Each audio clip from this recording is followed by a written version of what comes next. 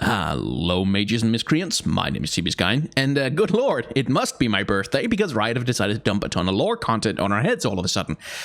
Well, not so suddenly, maybe. We knew that most of this was coming. There's a short story involving Brand and Ryze called From the Ashes that was accidentally released a few days ago and then unreleased all of a sudden because they realized, oops, that was not supposed to go live yet. That is now officially live. There's no word, though, yet on the Syndra short story that was supposed to that released alongside the Brand story by accident. That one presumably is going to be coming somewhere later down the line. There's also a couple of bio updates, specifically for Ryze and for Brand, where they've decided to expand on both of the characters a little bit by giving them a strong lore connection. Brand, if you remember from the video that I did on him a little while ago, was just kind of not a person very much in the League of Legends universe. He was like a dude who found a magic thing in a cave, and then that magic thing turned him into Brand, and then literally the only thing he cared about and the only thing he wanted to do was burn things. That was it. Like there was really not a lot to Brand. There wasn't a lot of motivation. There wasn't a lot of how or why behind who he is and what he wants to do. It's just he's made a fire and he wants to burn some stuff. So, in an effort to expand who Brand is and what his connection to the rest of the League of Legends universe is, they've given him a new backstory. Brand, in the old backstory, was a reaver, a pirate called Keegan Road, who found a magical thing in a cave and got transformed into Brand. So far, so good.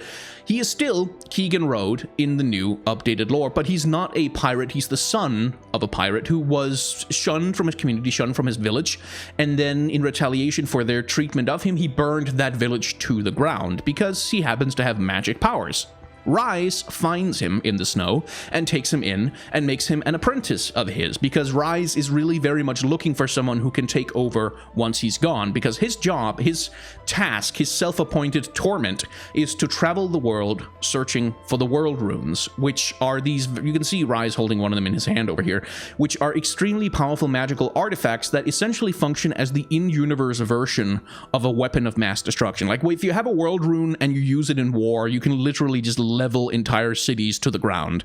So Ryze would like people to not do that so much. So he's traveling around, he's finding the world runes, he's putting them away, and he wanted Keegan Road to take over after him. Unfortunately, the world runes have a little bit of the One Ring thing going on, where anyone who comes into contact with them runs the risk of being corrupted by their power, being tempted into taking their power for themselves and becoming corrupted, which of course is exactly what happens to Brand, because Ryze apparently had not figured out that unstable orphans who burn their villages to the ground do not perhaps make for the best sort of calm, tranquil, sensible magic masters who can, you know, responsibly handle untold destructive power. So Brand grabs a world rune, gets transformed into Brand, and now Ryze is adding Brand to just one more list of things that makes him sad. And there are, at this point in the story, a lot of things that makes Ryze sad because he's very old. He's been traveling the world for untold centuries, gathering up the world runes and just watching people be corrupted by them over and over and over again, failing to resist their power, failing to be good people. And it's kind of starting to wear on him.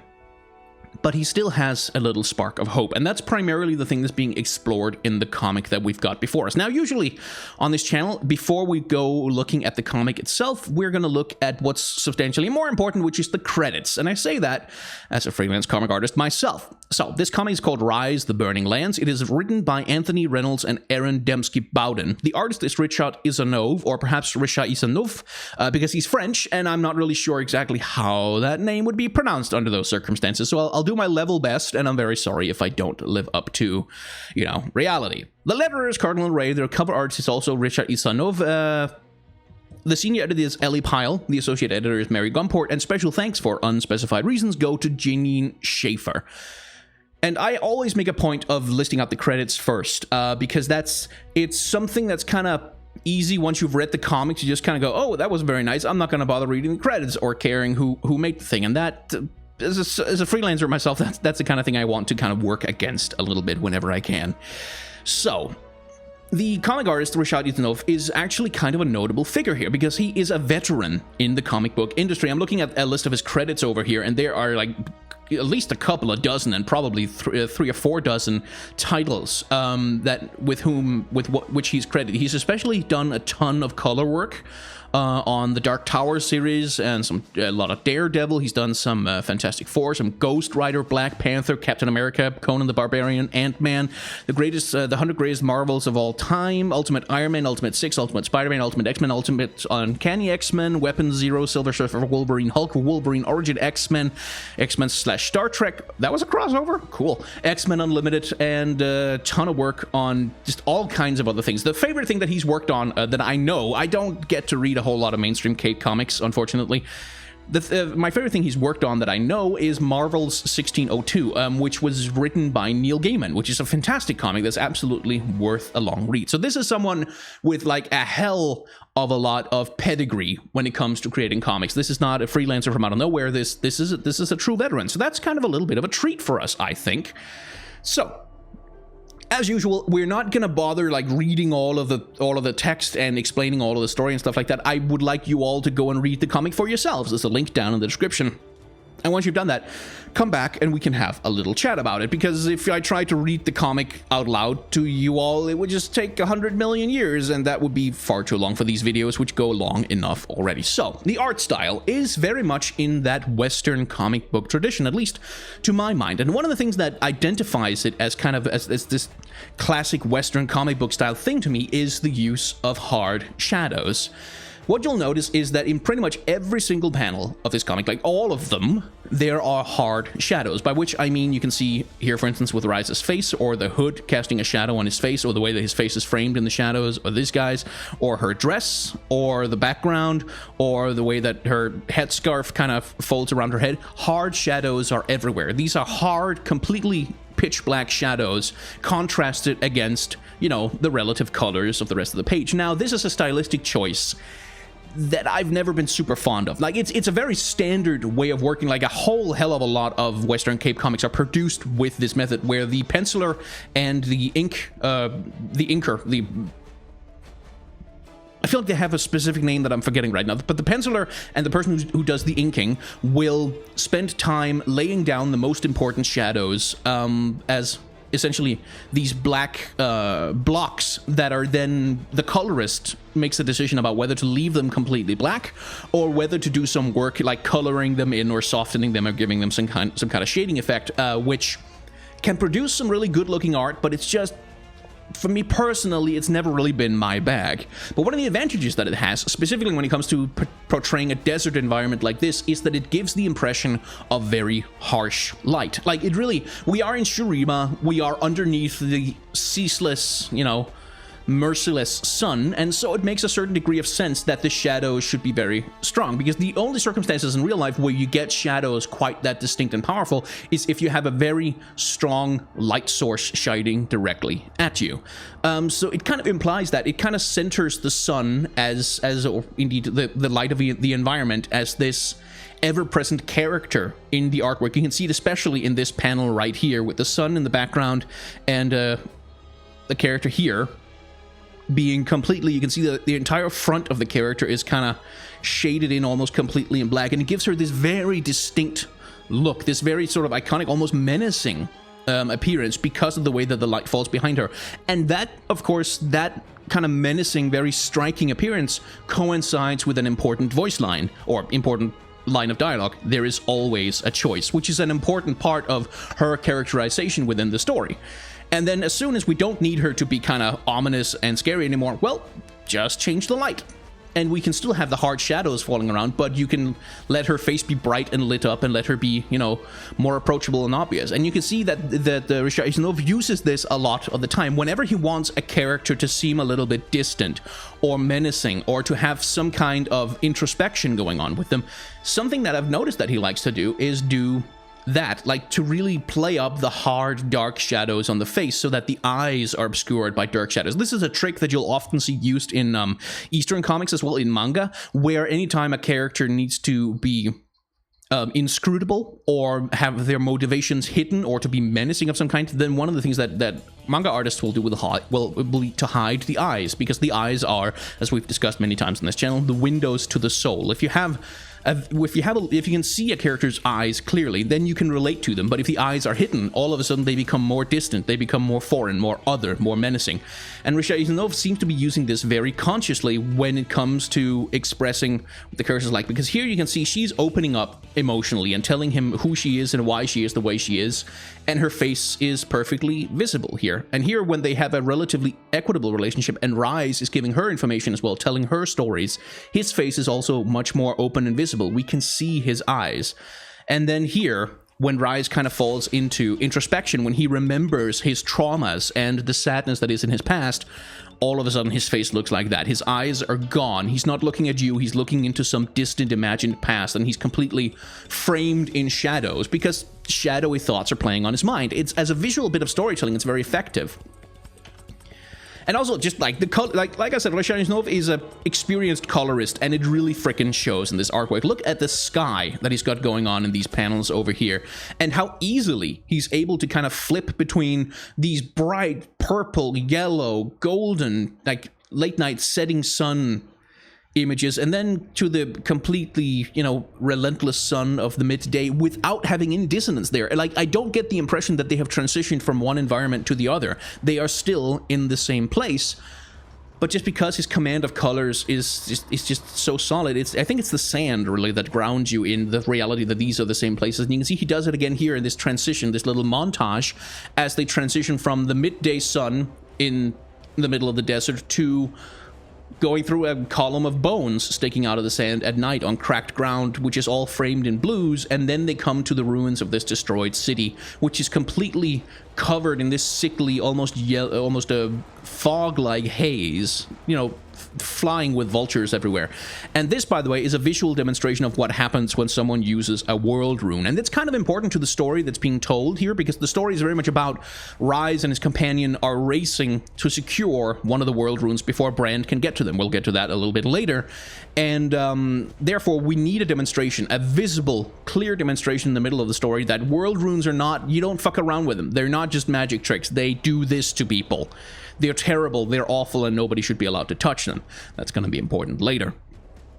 Another thing he plays around with a lot, which I quite like, is the way that he does texture, especially on rock, because like when you have a desert environment like Shurima, there's a limit to the number of textures that you can really use in your environments, because all you've got is sand and rock and rock and sand and rock and sand and sand and rock.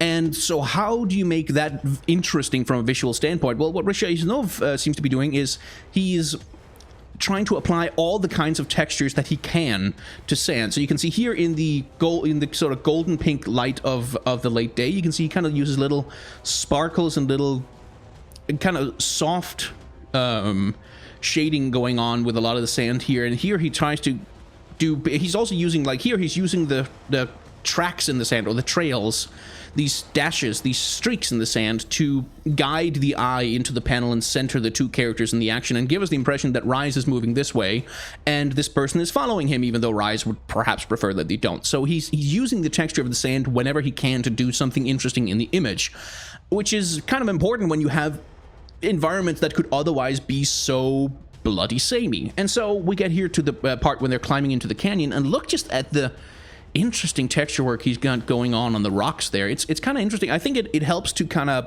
highlight Ryze and his companion against the environment by just giving them these extremely detailed, extremely active textures against the relatively calmer surfaces that are happening on the characters, because they're wearing skin and clothes rather than the texture of rock. And here we come to one of the things where I'm gonna be a little critical. I am not necessarily a huge fan of how this comic does action scenes. I don't think it's super effective. Like, it works just fine. It's to the level of a lot of traditional Western comic books. The way that I kind of always put it is that the difference in the way that Western comic books do action versus how manga comics tend to do action is that Western comic books tend to treat action as a series of photographs, as it were. Like, that's very much the impression I get here, is that when the action scene is taking place, there you can see there's really very little in terms of speed lines. There's very little in terms of physical distortions. This looks like someone who's watching the action scene, who's taken a series of photographs as the action happens. And that's kind of the approach that Western comics likes to go with a lot of the time. For me, though, it tends to produce images that for me, they don't really have a visceral thrill. Like, they don't really engage me emotionally, but they give me a visual spectacle that's kind of nice to look at. But from an emotional perspective, I'm not really drawn into sort of the adrenaline pumping feeling of the action. And that's where I prefer the way that Eastern comics do it, where Eastern comics will, rather than doing sort of camera snapshots of each piece of the action as it happens, they tend to focus very much on motion. Like, they use lots of speed lines, lots of distortions, lots of like the characters deforming, and a lot of just the environment being distorted around the power that the characters are unleashing. This is why you see, for instance, in My Hero Academia, when Midoriya is using the all-for-one power, or indeed when Goku is powering up to Super Saiyan whatever and firing the Kamehameha, what you'll get is a lot of jagged lines and a hell of a lot of speed lines going on, just to kind of sell the idea of the power that's on display in the panel. It's a different approach, and it's one that personally I'm not super fond of, but I mean, there's nothing wrong with it. It's just not exactly how I'd like to see action done in a comic. Here's kind of a nice splash art. That's actually a pretty cool pose. I don't know what's going on with Ryze's teeth here specifically. It's like he's got a bit of an expression on his face there.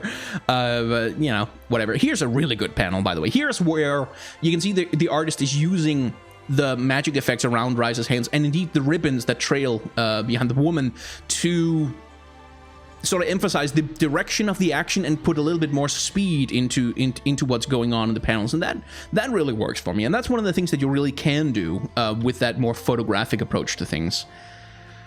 All right, let's have a look. Is there anything interesting to talk about here? No, I mean, there's lots of, again, we're looking at the artist doing different interesting things with texture, because you can see there's a stark contrast. The chamber itself, which is, you know, this rocky chamber where the world rune is sealed, most of it is covered in texture of all kinds on the walls, but then we get to the sealing chamber itself and it's completely smooth. And that contrast, again, I find it works very well. It gives a lot of visual variety to the panels as they're going on, and I quite enjoy it, to be honest. And so, yeah, they come to the world. I'm kind of running out of specific things to talk about on each and every single page, but here, once again, we get into the demonstration, a very visual demonstration that, more than anything else, this dude is a fantastic colorist. Like, Richard Isanove is a fantastic colorist. Look at the way he does Brand's face here in this panel. That is just absolutely freaking gorgeous. And the magic effects that he's using for Ryze and Brand, as, you know, Brand is literally melting the ceiling down into this vortex of lava, and you can see the fire effects that are going on here and the blast effects as they are blasting away at each other. Really, really good. Just absolutely, from a coloring perspective, these are just absolutely gorgeous. Again, the style of portraying action is just not my thing, unfortunately, but the way that the artist is using color to describe these things is just absolutely gorgeous. And speaking of color, by the way, Ryze is blue, Brand is red, and the world rune is green. This is a very basic thing, but insofar, like, imagine if Ryze had also used orange magic power, which wouldn't be out of the question. Or imagine if the world rune itself had also been blue or orange. If the world rune had a specific color that aligned with Ryze or Brand from a visual standpoint, that would be like storytelling that the rune is aligned with one or the other, that one or the other already has some kind of connection or dominion over it. But because it's green, it provides this contrast that tells you something about how well it meshes with their different types of power, right? Ryze is terrified of it. He's terrified of being corrupted by the world runes, as so many people have been before him, but Brand wants it desperately. And so it is made green, which, by the way, is also the color of stuff like kryptonite. It's the color of stuff like radioactive radiation, mutation radiation, stuff like that. In terms of comic book visual language, that's very much where it comes from. So it represents this, rather than the good power of Ryze, which is blue, and the evil power of Brand, Brand, which is red, it represents this potential for either, this potential for mystery, this unknowable power that is a different character than the powers of the characters that we've seen so far otherwise. And that, to me, that works quite well. Oh, yeah. I also, something else I really do like that I really should talk about, Ryze's tattoos glow when he fires off his spells, and the more magic power he's using, the more of his tattoos are glowing. So when he uses the ultimate, there it is, his entire body lights up, and it's just like, from a coloring perspective, it is just bloody gorgeous. They really can't say enough about how good the coloring work is in this comic, even if some other aspects of it I'm not 100% fond of. It's just the coloring, I can't say a word against it. I really, like, the dark shadows sometimes become a little bit too much, and the action perhaps sometimes becomes a little bit too static, but just as environmental world building for all the different ways in which the universe can look in League of Legends, this thing does a fantastic job, because Shurima, as we've seen it before, has mostly been this, like blue sky, gray, brown ground, and light, because this is a desert thing. And so what Isanove has decided to do is explore all the different colors that you can add into a desert environment while still keeping it a desert environment. And it's just really quite good. It's really quite well done, and I'm quite fond of it. And I'm curious to see, because like Riot had a spurt, like a little rush of releasing a whole bunch of different comics for a little while there, and I was kind of excited to see maybe they were going to keep that pace up. Unfortunately, not so much. The pace of comics releases has slowed down a little bit, but I'm very encouraged to see that they're still doing it, because once again, one of the things I've always been on Riot's ass to do is to use the medium of comics to do their world building, to explain their worlds, to explore their worlds, because they need so much more exploring. They need so much more visual identity. They need so many more stories told about them, and comics are a fantastic way to do that. So I'm very pleased to see this. Anyway, if you've enjoyed this video, you should feel very free to leave a like down below, and you can also subscribe to the channel. That too is very helpful. And if you are so inclined, if there's a spare dollar that you've got lying around that you don't need, I would be very happy to take care of that dollar for you and ensure that that dollar finds its way back into the economic system, where it can be a driver of new job creation by entering into that grand collaboration of human achievement that we call the free market. I threw up in my mouth a little bit saying that because I'm a socialist, but nonetheless, socialists still need to eat. If you didn't like this video, that of course is completely fair. There's a dislike button down below, but I should warn you that it is a sealed chamber that contains an ancient artifact of unimaginable power, and the seal has held up so far. It is a sturdy seal. It was crafted by great mages in ages long past, and many have tried to click it before without doing any substantial damage, but the ward can't last forever, and there are prophecies that foretell of a time when one shall click the dislike button and unleash such horrors onto the world as we have never seen before. So if you're gonna click the dislike button, just keep that, like, try and be gentle with it, just so you don't, because like if that whole thing breaks, it's like I'm gonna have to get superpowers, and I'm gonna have to fly out, and I'm gonna have to fight like a monster or something, and there's gonna be like an evil dude from space who comes down. I don't know, it's just a whole mess every single time, and I don't want to have to deal with it. So if you're gonna click the dislike button, it's fine. Just be conscientious and don't make a mess for other people to clean up. Thank you very much for watching.